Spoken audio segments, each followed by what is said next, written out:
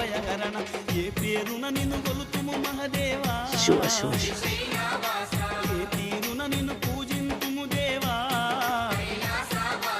ఏ పేరున నిన్ను కొలుతుము మహదేవా ఏ తీరున నిన్ను పూజింతుము దేవా శ్రీశైలవాస శ్రీ మల్లినాథ నీ దర్శన భాగ్యం ఈవయ్యా మా జ్యోతిర్లింగా ఈ జన్మకు మోక్షం ఈవయ్యా ఓం జై జగదీశ